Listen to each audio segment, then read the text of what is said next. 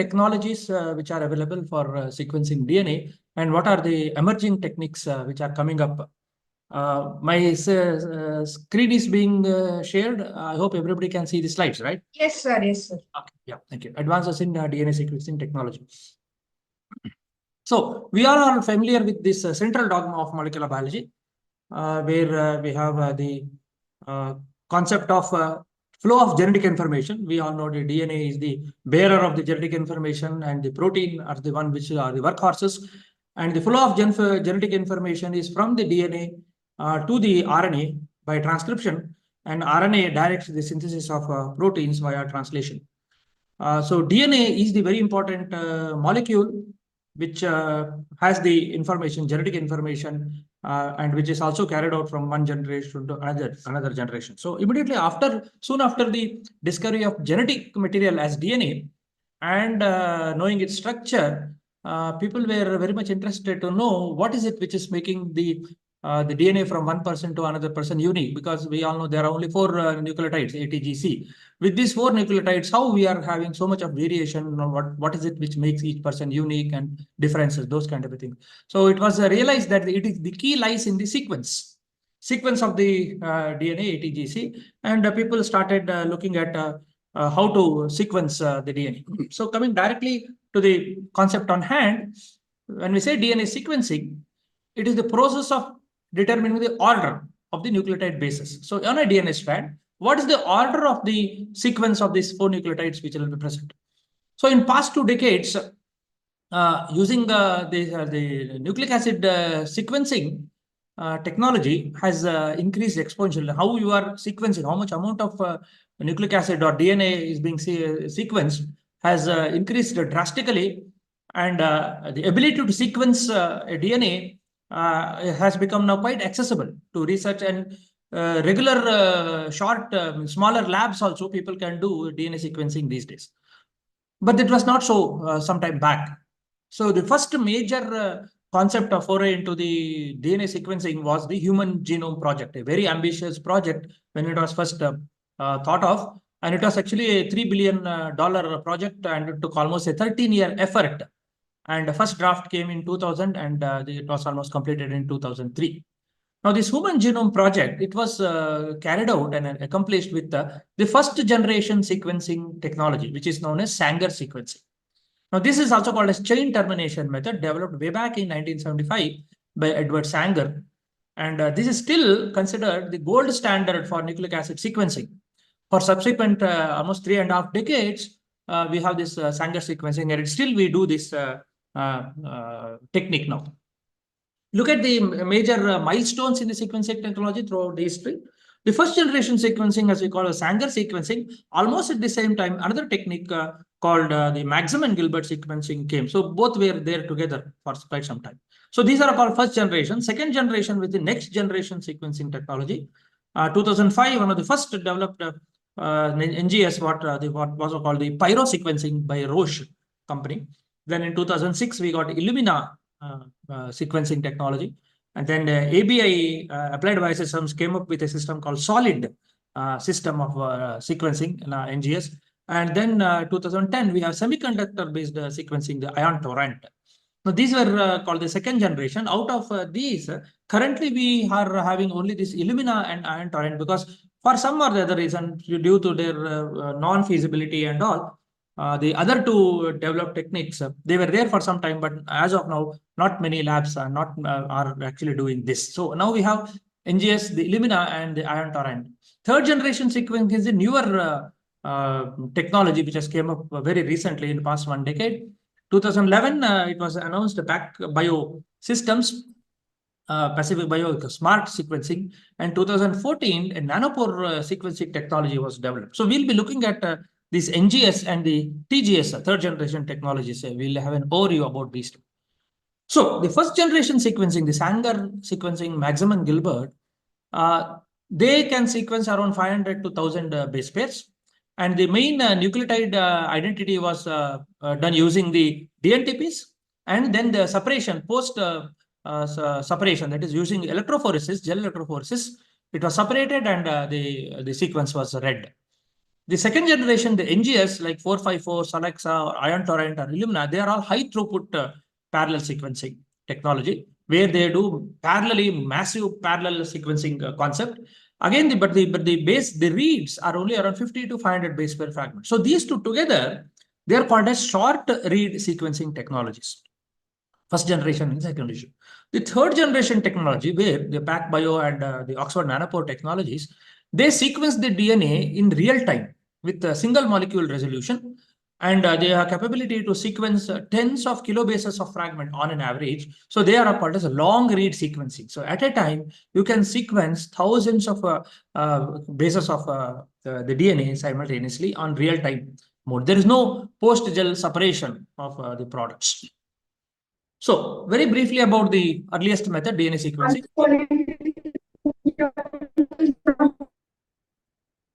So in 1977, two separate methods of sequencing were developed. One was called the chain terminator method or cycle sequencing, developed by Sanger and group. And then you have the chemical degradation method developed by Maxim and Gilbert.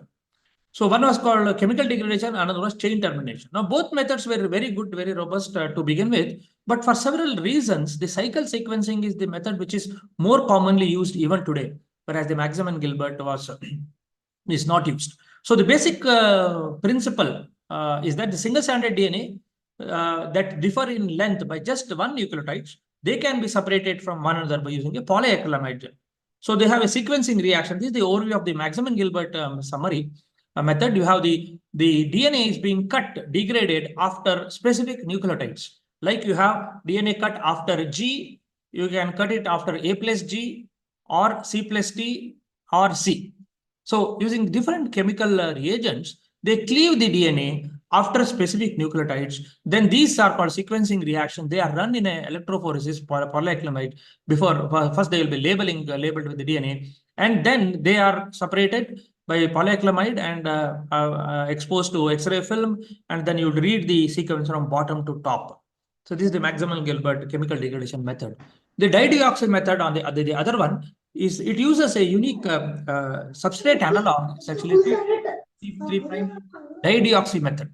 So there is no 3' OH group in the dideoxy. This is a substrate analog. It's basically a chain terminating inhibitor for the DNA polymerase. Normal DNA DNTP has got a OH group at 3' and only H at the 2', whereas the dideoxy lacks OH group at either both the 2' and 3'. So it's a dideoxy nucleotide. What was done was each DNTP was radio labeled. So you have DNTP for all the four. And then this terminates whenever there is a need to incorporate that particular nucleotide, this gets incorporated and the chain is terminated randomly. So after a reaction, it was separated by electrophoresis. Earlier, when it was developed, they were using polyacrylamide gel, slab gel, ultra thin gels. But now they do capillary electrophoresis, and we don't do radio labeling. We use fluorescent labeling. So all four these dideoxy nucleotides will be labeled with 4 different colored fluorescent dyes, and it is separated by capillary electrophoresis, and it is read using a spectropluorimeter. And this is a typical chromatogram. We get each color indicating that particular nucleotide, and it will read the sequence. So this is what is called Sanger sequencing. This is still done these days. This is a typical ABI machine from Life Technologies. The 8 capillary electrophoric system, where you can run 8 samples can be run simultaneously. This is a fluorescent detector, what you see, and it will give out the readings. So this is the capillary based sequencing. So this was the technology used mainly for the sequencing the first human genome. So in the HGP, this was the technique used, and that's why it took quite a long time. This is a large scale DNA sequencing facility in US, and this is how it looks large. Each one, so you have 8 capillary machines, you have 94 capillary machines, you have 384 capillary machines. So in 384 capillary machines, in one go, you can sequence, get the data from 384 samples at a time. So it's quite high throughput. So every day around 120,000 DNAs can be sequenced, and up to 60,000 plasmid preps can be processed. So using this technology, the Human Genome Project, the first draft and the HGP was completed. So what was wrong with that? Now, this method, dideoxy, is good only for around 500 to 750, rarely 1000 base pairs. Quite expensive. Human Genome Project for completion took almost $3 billion.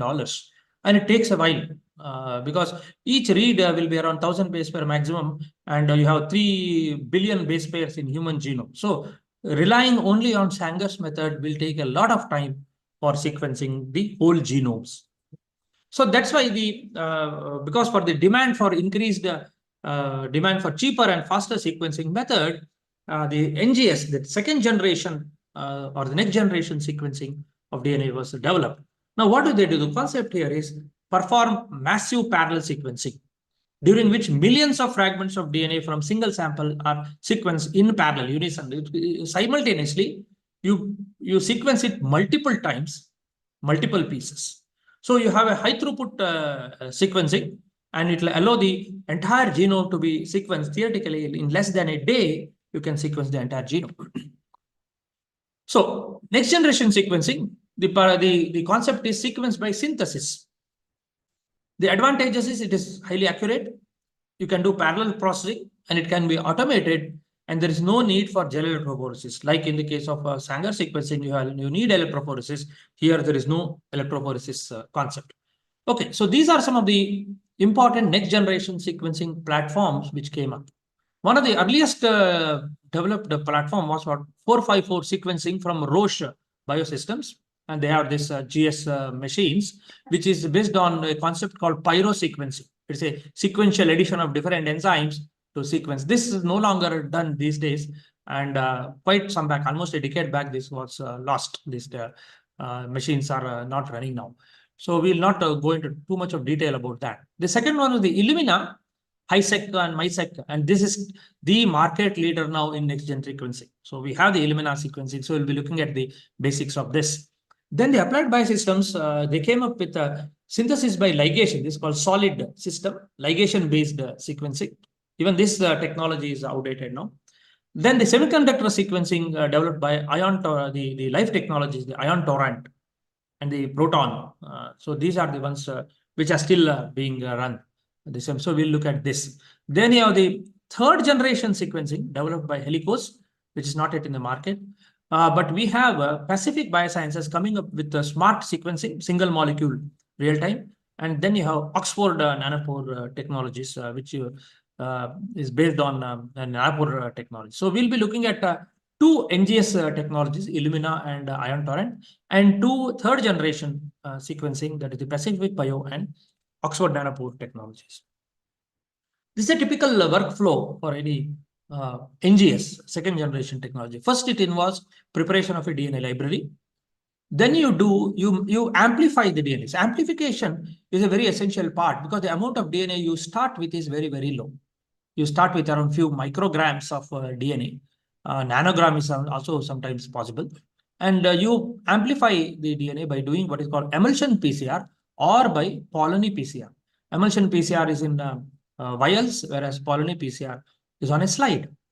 Then the emulsion PCR forms the basis for the semiconductor sequencing, also for the pyro sequencing and the solid sequencing. But as of now, only semiconductor sequencing is being done.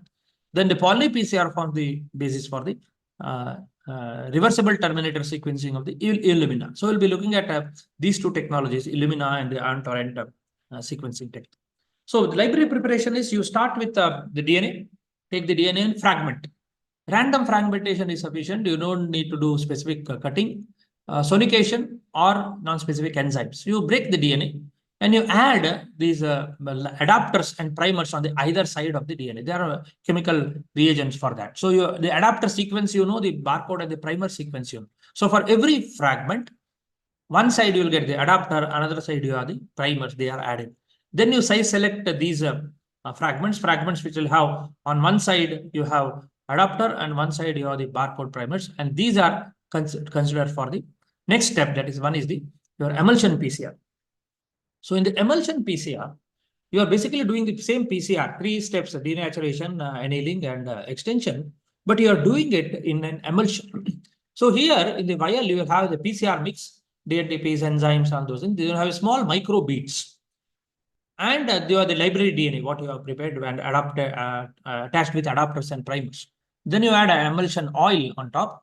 Then you make it an emulsion. You mix it, vortex it thoroughly. You will get emulsion oil water mixture. You will get small microbeads, micelles. So within that, each micelle, you will have each one is called a micro reactor. Now within that, you will have one strand of library DNA, primers, and the bead. Now, these bead, these are patented technology concept. This one will have slightly small micro beads, which will have the small primers hanging out through that.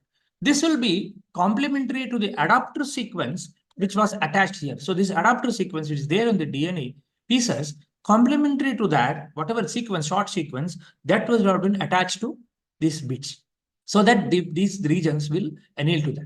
So this is the ideal condition. When you start the PCR, you denature the library fragment, two strands get separated.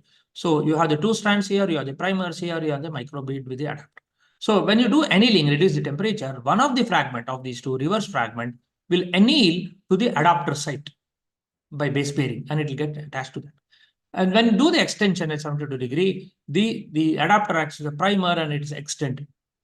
So you'll get a single stranded DNA, double stranded DNA converted to single, one of them attached to the bead. Then you have the extension, double stranded. And then once you again denature, out of the two strands, the newly synthesized strand is attached to the bead. The older one will come out.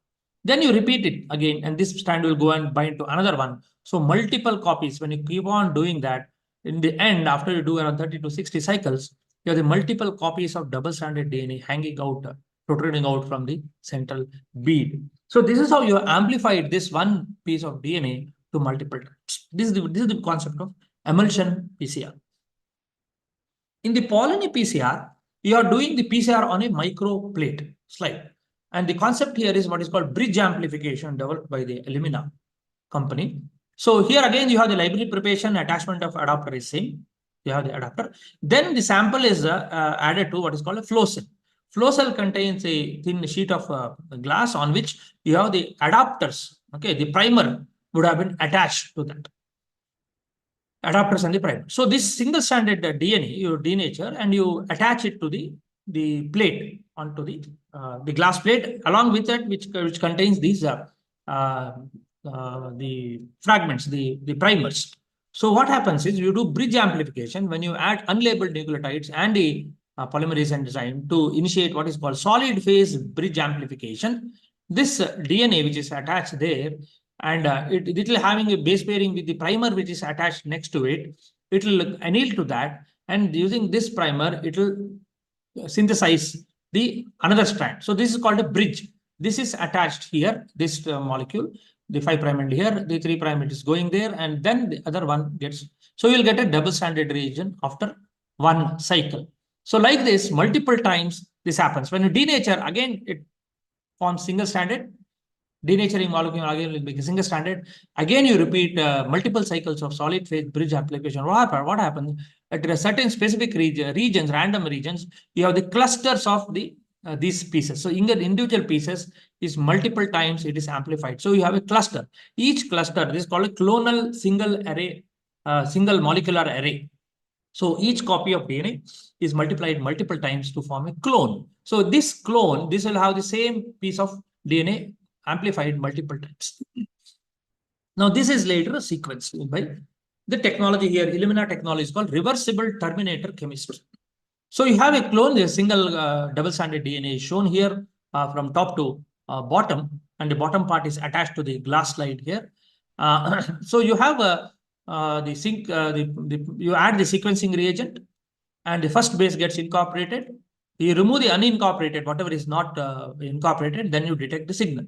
Now, what is used is in the region, in the DNTP, is a reversible terminate. So this, unlike the dideoxy method, it was an irreversible 3' block. Here, it's a reversible block. Here, what happens in this DNTP,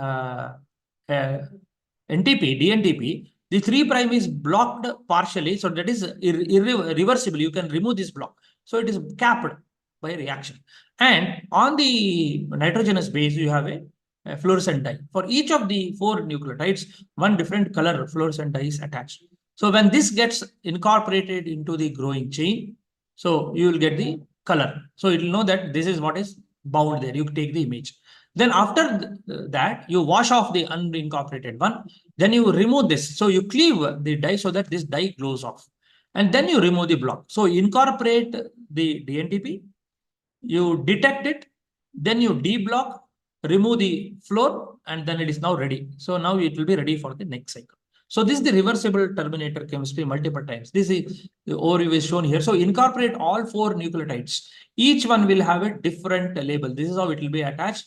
The bottom portion is attached to the plate, and the top you have the primer attached there. And here you have the fluor, reversible DNTP dye coming in. It gets attached. You wash whichever is not bound. So now you have the each one different color. Each one is like a clonal array. You do 4 color imaging. So basically you are imaging at this particular location. You take the image and then you cleave the dye and remove the terminating group, wash it, and again it goes for the next cycle. So each cycle here you are getting that color. And if you see on this slide, this is observed under the microscope there, which is placed at the bottom. At each dot is actually a clonal array.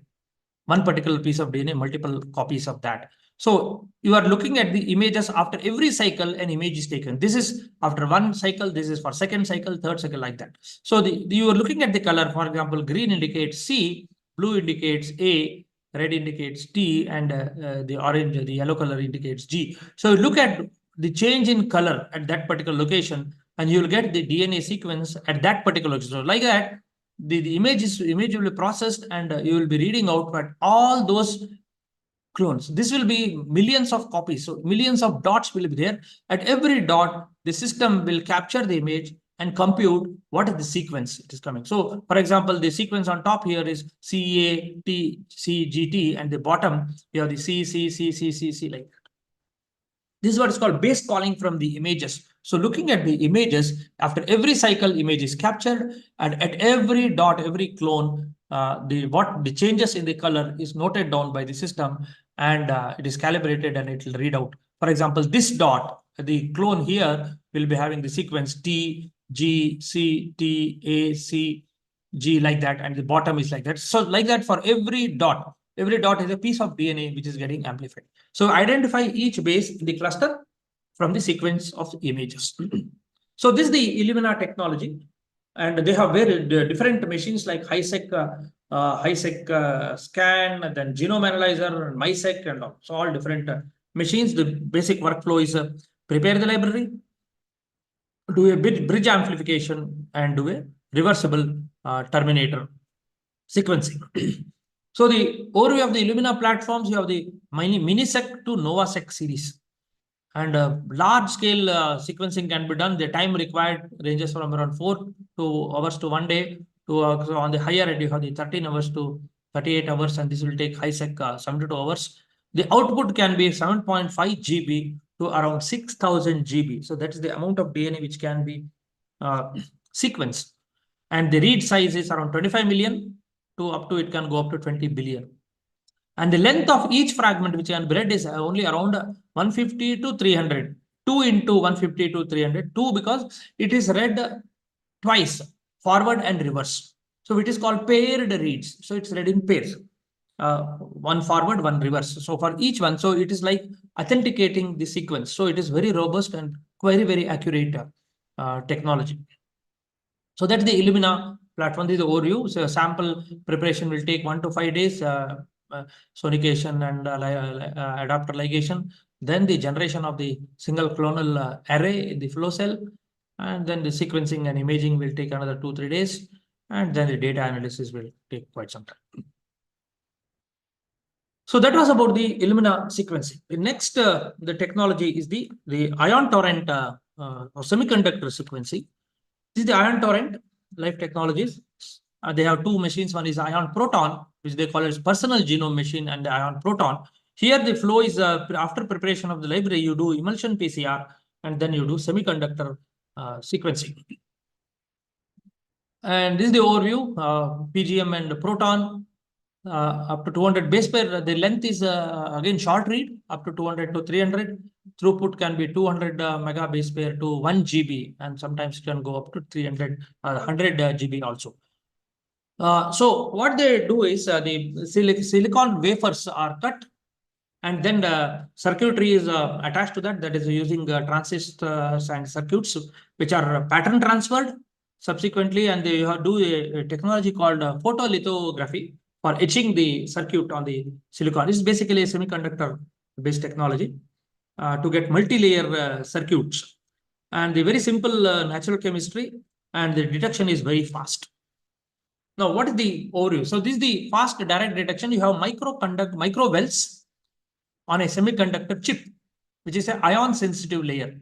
Now, below this is an ISFET, that is ion sensitive field effect transistor sensor. So you have the ion sensor. So it's basically it will measuring the ion. Now, which ion it is measuring? It is measuring the hydrogen ions. So each micro well contains one single stranded template, that is the emulsion, one bead, and then there's a DNA molecule to be sequenced and one DNA polymerase.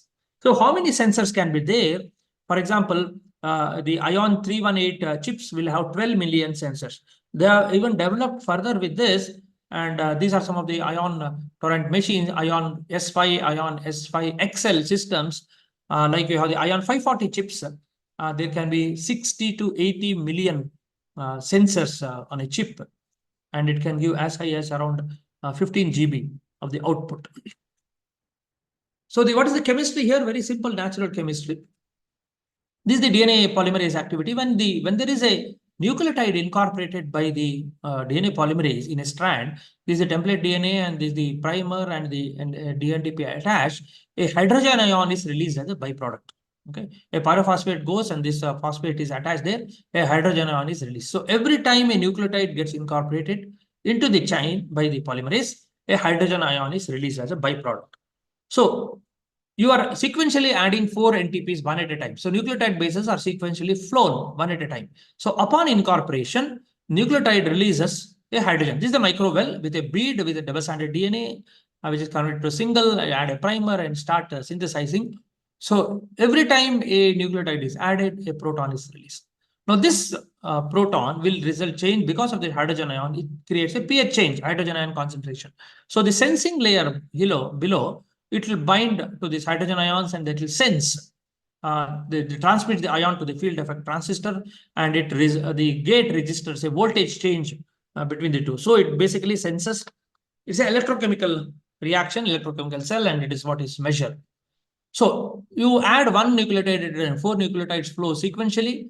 If the nucleotide gets incorporated, a proton is released, hydrogen ion, that is measured. So you add first C, let's say, if there is a proton release, you will see a voltage, the current flowing change, and that will give, okay. If there is no hydrogen ion release, that means there is no match. If the nucleotide is not a match, when you have C, if the template is saying G, you add C, it is not incorporated, so it is not read. So likewise, if there are 2 bases incorporated simultaneously, then you have the 2 hydrogens released. So likewise, it reads, keep on reading, depending on what you have added and whether it is incorporated or not. And this is what is a base calling, which is called ionogram, average character diagram. And this is how you read the sequence, whether it is incorporated or not. So based on the semiconductor technology, sequential flow of nucleotides, you do the base calling. So that's about the NGS platform. One is based on Illumina reversible terminator sequencing. Another is the ion torrent, the semiconductor based sequencing. So these two are the platforms which are still available these days for the NGS. So most of the NGS which are being carried out these days are based on these two, especially the Illumina. Illumina is having the major market share in the NGS technology, and it's very robust, and there are all different kinds of machines like minisec 2 up to HiSec X up to 1800 GB, up to 6 billion reads can be carried out. There's the read length and the runtime.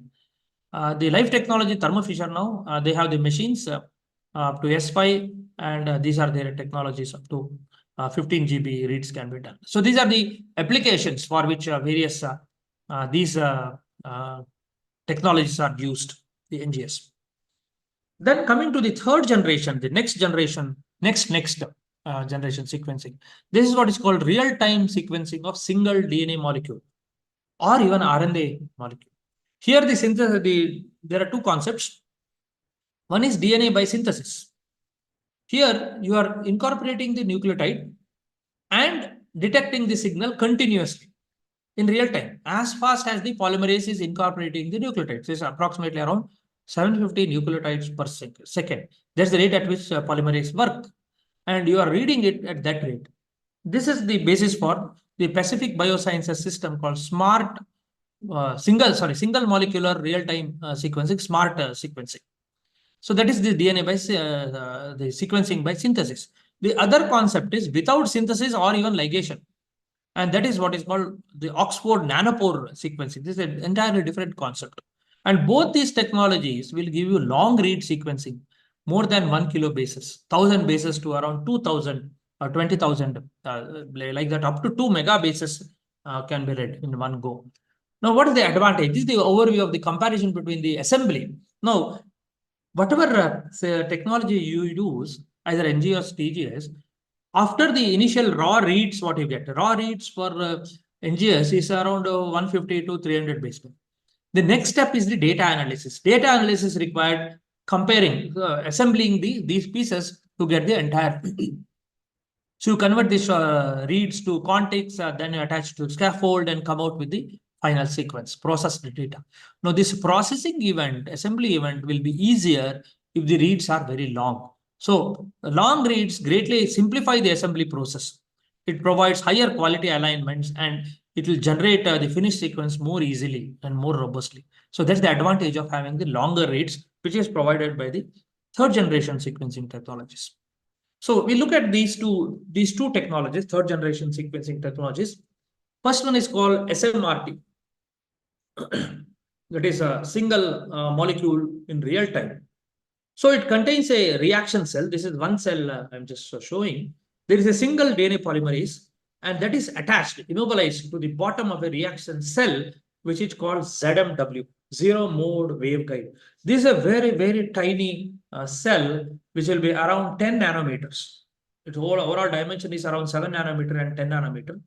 And the enzyme it is attached is generally is a modified 529 bacteriophage polymerase, but there are several others. This is one just an example. The actual polymerase which is used by the company, they don't reveal it. It's a patented technology. It is immobilized at the bottom of the ZMW. And each sequencing plate contains hundreds and thousands of these individual cells, each holding only one DNA molecule. So what is the chemistry here? So you have a phospholinked DNTP is used, each of which is attached to a fluoride. So 4 DNTPs, it is attached to the fluorescence dye, and the dye is attached on the phosphate group, not on the base, like in the case of reversible terminator chemistry of Illumina. So during the sequence, what happens? A single labeled DNTP enters the polymerase. The DNTP will be held in place shortly, and it is captured. Fluorescence signal is emitted in the ZFW for a short period of time. Then the DNTP leaves and the new DNTP enters. So this is the smart technology that they use is the phospholinked DNTPs. The dye is attached to the phosphate chain, not to the base. Now, why it is attached to here is because during the natural step of synthesis, the phosphate chain is cleaved. During DNTP incorporation, the bond between the alpha and the beta phosphate group is cleaved. So this whole thing along with the fluorescence goes off. As long as this is bound to the enzyme, it is detected. As soon as the chain gets incorporated, it cuts this flies off. So upon incorporation of the phospholinked nucleotide, the polymerase will cleave the dye molecule from the nucleotide and it leaves the chain. And this phosphate dye chain will quickly diffuse to short distance out of the detection volume so that there is no background signal. So you have a sequence, detection and sequence determination. Fluorescence signals for each ZMW is collected separately. Okay. So data is collected as a movie of sequential signals. So you have each individual signal measured as a short pulse of light. So in the step 1, you have the different all 4 DNTPs which are dye coming in, and looking at the template, one particular one sits there for quite some time and then it is captured. Okay, you'll get a signal. For example, it's showing light yellow, apple green color fluorescence. That's A, and that is measured. Then the second, it cleaves off, and this one goes cleaved dye. Then the second one comes in, and when it is attached, you will see a signal. So each dye is attached one at a time, and it is captured by a microscopic image. So step one, fluorescent linked label introduced. Then the base being incorporated, held in detection volume for very short second, tens of milliseconds. It produces a short, bright flash of light, which is captured. Phosphate chain is cleaved, releasing the dye. The whole process repeats. This is how small this chip is. This is called smart chip. Thousands of defined nanovels ZMWs having a diameter of around 70 nanometers and a depth of around 100 nanometers. The detection volume is around 20 zeptoliters. Zepto is 10 to the power of minus 21 liters. So that is the volume of each ZMW. The depth is only around 100 nanometers, diameter about 70 nanometers. And this is the chip which will contain millions of this. Okay, this scale is 43.5 micrometer wide to 32.8 micrometer tall. And you have multiple wells here. This is a chip, each chip, that's how it is. Within that, you have these ZMWs. So this is the overview of that. Polymerase anchored. So it attaches the nucleotide, gets in, it is captured by fluorescence illumination and then emission. And looking at what color it is, it can read out what the base is. This is the setup schematic representation of this, and this happens in millions of ZMWs simultaneously. Okay, this is below that. Below the plate, you have the objective lens, the optical systems, which will be giving a fluorescence light and capturing whatever images parallelly. And you see the multiple ZMWs, which is shown here, and each one will be giving out a different signal that is red. This is in 1, 2, 3 like that, and multiple, and that is processed, and bioinformatics will take care of sorting it out, which is what are the sequences which are coming out. So this is the basis for the PacBio single molecule system, and these are the systems. Some of the system what they have: sequel 2, sequel 1, and sequel 2. This will have sequel 1 has 1 million ZMWs, and whereas sequel 2 system has got 8 million ZMWs. So very highly robust, 8 times increase in yield. This is the overview of the workflow. You take the DNA, fragment it, determine the concentration, repair the ends, then you attach again the adapters here. Adapters are attached on either side, both the sides here. It's like you are circularizing the template, purify it, then you attach the polymerase to that, and this will get attached to the ZMW, and the whole thing is sequenced. Now this can be sequenced multiple times in a circular fashion. So you will get multiple times when you sequence, the the error rate will come down. Now, advantages of this technology and what are its limitations. So this gives you a long read sequence. So you will have a greater certainty in read overlaps, easier to assemble, and it gives better resolution for repetitive DNA. And you can sequence the DNA with high GC content. Sometimes this is a problem with the Sanger sequencing. When you have high GC content, the sequencing is a little bit difficult. So that is a short read sequencing. Here you have more robust. These are the advantages, but main limitations here is that the throughput was relatively lower, but error rate was quite high, almost 13%, and the cost per base were also greater. But with the advent of newer sequel platforms, they have now, this was almost several years ago, at least 5-6 years ago, but now they have modified and they have upgraded their systems, and these platforms have a better flow cell design, increasing the number of ZMWs per chip, and sequencing chemistry. The error rates, what they claim now, is as low as 3%, but which is still higher than the NGS. NGS has got error rate of less than 1%. The other third generation sequencing technology is called the nanopore sequencing, developed by Oxford Nanopore Technologies. Here, the concept is they determine the sequence of DNA fragments by passing the DNA through a protein pore. So what they do is they take a double-stranded DNA, attach it to a protein, motor protein, and that is attached to a second protein, which is a channel.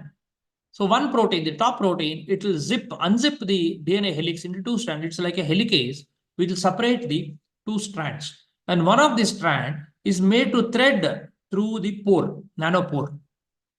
So second protein, it will have a pore in the membrane, and that will hold an adapter molecule. Okay. And this adapter molecule will keep the bases in place long enough for them to be detected electronically.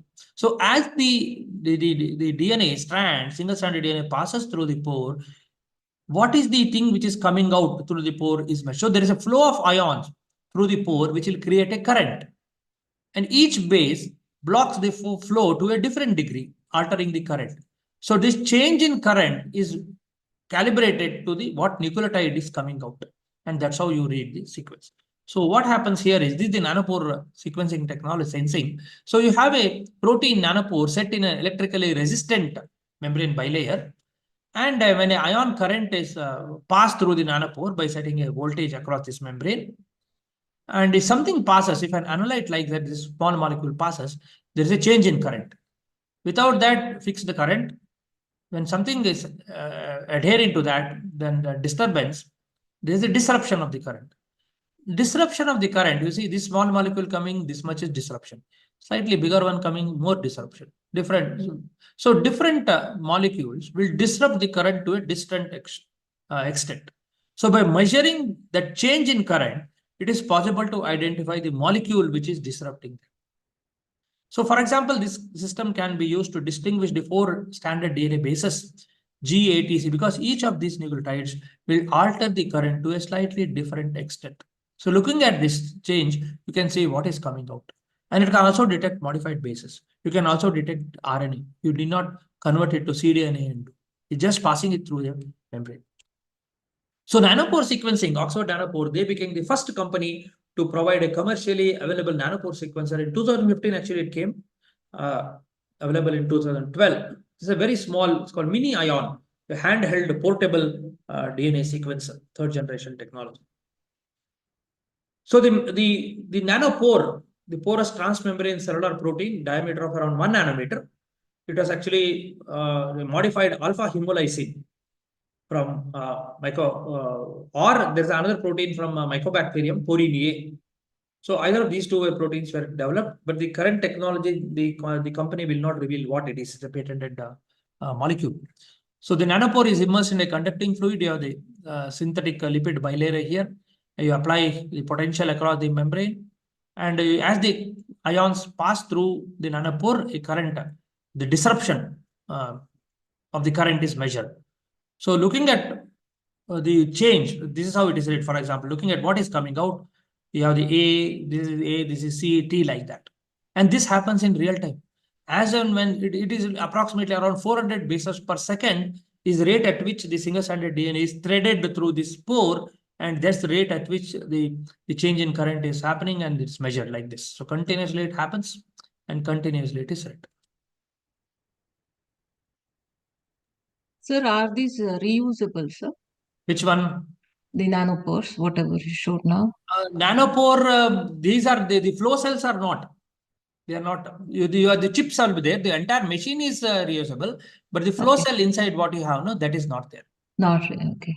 And one more doubt I have, sir. In the previous case, wherein you discussed about the ion, using that ion voltage fluctuation. Semiconductor. Yeah. So there you said that due to the pH fluctuation, you can read the sequence, the type of change in pH. Because see, whenever this is basic chemistry of a DNA chain growing, whenever polymerase reaction, the DNTP is added to the chain, a hydrogen ion is released. That's the basic chemistry. Yes, sir, I got it. But how do you read the type of the nucleotide? Because you are sending one at a time. You are not sending all four. You see, you first send, it is a sequential flow of nucleotides. You are not adding all four at a time. You first send A, see whether there is a change in pH. If it is not, that is not incorporated. So that is not read. You next send you G, change in pH, check. So sequential addition and checking. It's not all four coming together. It's a one at a time. sequential addition of DNTPs.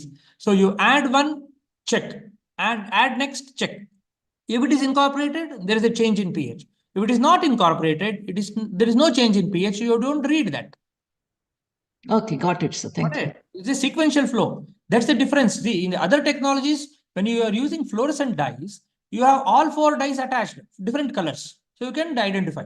But here, it is just change in pH.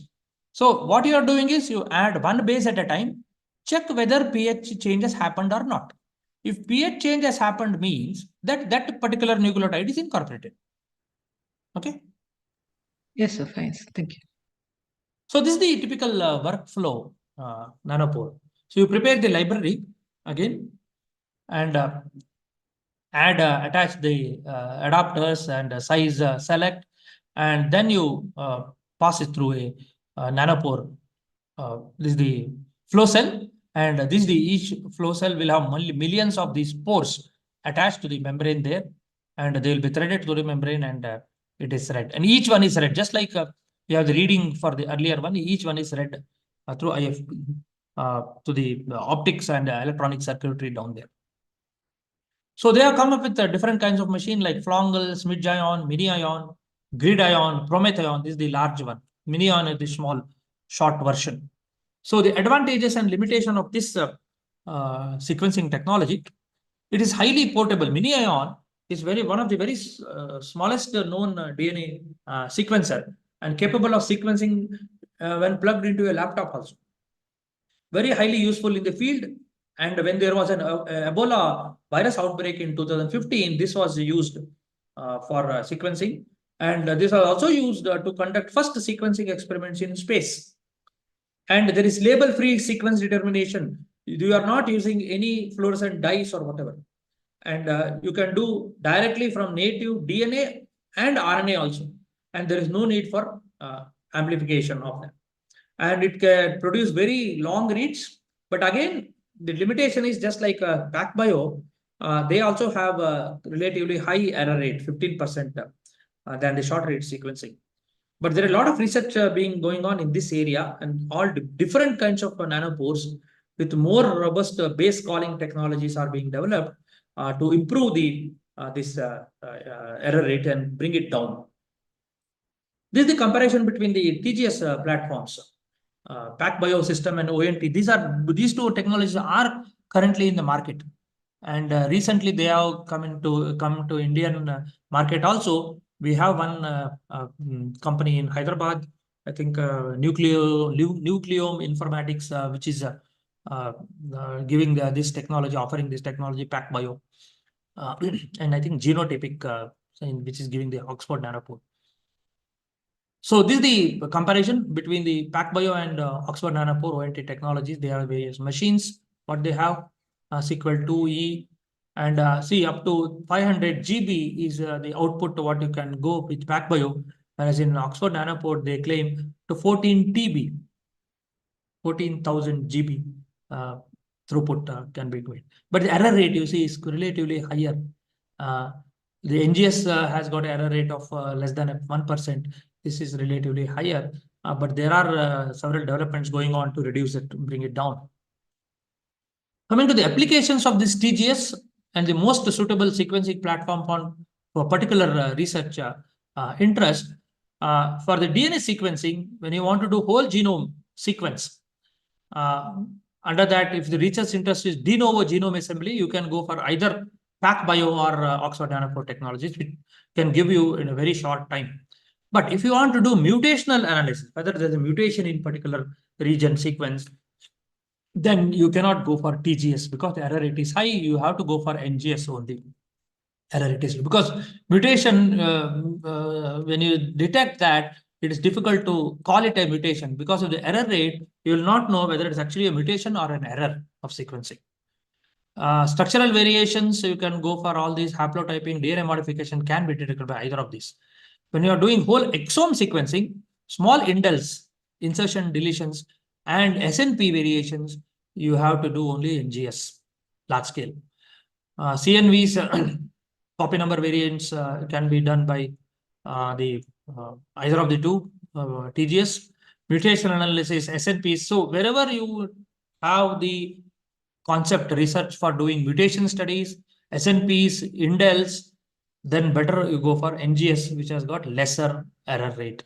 Whereas for large scale comparison, identification of novel isoform, detection of diseases, so both of these can be done.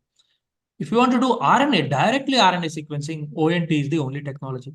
Because with the NGS and also with the PacBio, you have to first convert the RNA to DNA and then do the sequencing. Whereas the nanopore technology, you need not convert the RNA. You can detect modifications, full-length transcripts, fusion transcript, viruses, miRNAs, all those modifications, RNA, they all can be carried out by Oxford Nanopore technology.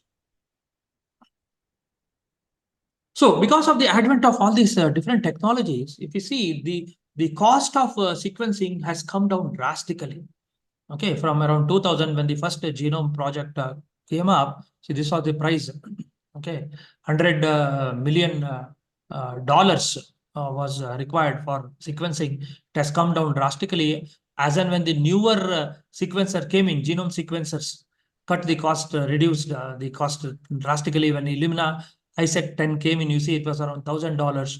NovaSec is much lesser. So now it is hovering close to around 100 and less. Actually, the microbial sequencing, like fungus and small microbes, less than 0.5 GB, you can get it done in less than 15,000 rupees now. Okay, so a whole human genome sequence can be carried out in less than a lakh of rupees, Indian rupees. So it is very much cheaper now. It has become very economical to the sequencing. So methods under development, what next, which we call fourth generation sequencing. So we have development of, people are developing what is called solid state nanopores, engineering them from synthetic materials such as graphene or carbon nanotubes to get more robust and stronger nanotubes, which can be reusable and with offering that kind of advantages. And you have highly portable Smith ion, which is getting developed, where you can attach the sequencer to a smartphone and analyze. Palm top, it's a palm top sequencer. People are also developing single cell DNA or RNA sequencing. Nucleic acids from individual cells, with as low as 6 to 9, 7 picogram of DNA, it can be sequenced. Then in situ sequencing, in situ nucleic acid sequencing, performing the sequencing intracellularly within the intact tissues, people are trying to develop the sequence. Then you also have microscopy-based sequencing, combining with the scanning electron tunnel microscopy. People are trying to develop how to do the sequencing with that. So these are some of the newer technologies under development, which is sometimes called as fourth generation sequencing technologies. So to conclude, so TGS especially, even though only a few years, now TGS first came up in around 2015, it has quite established now the large-scale DNA sequencing and RNA sequencing. And more development in the TGS technology may certainly terminate NGS era, because next generation sequencing as of now, most of it is Illumina sequencing only, not much in ion semiconductor. And the earlier developed NGS like Roche sequencing and solid sequencing, they all went out because of the more advances in the Illumina and other platforms. So like that, more advances in the TGS technology, third generation, may terminate the second generation technology. Especially the main bottleneck is identification of point mutations and accurate variant calling. So TGS platforms will provide high throughput, but analysis of the data is still a challenge. Okay. And with the production of highly accurate reads and using more robust bioinformatic tools, there will be rapid revolution of the TGS, and it can establish as a future platform, better platform for DNA sequencing. So you may have an enhanced version of TGS, or even better, what we call fourth generation sequencing technology with more robust and unprecedented characteristics may also be available. So with that, I conclude my lecture. So there are various options. So all different kinds of options you have for sequencing right from the first generation. We still have Sanger sequencing. we still have second generation sequencing, like you have the Illumina and the semiconductor based ion proton, and you have the TGS, the nanopore, and the PAC biosequencing. Thank you. Any questions?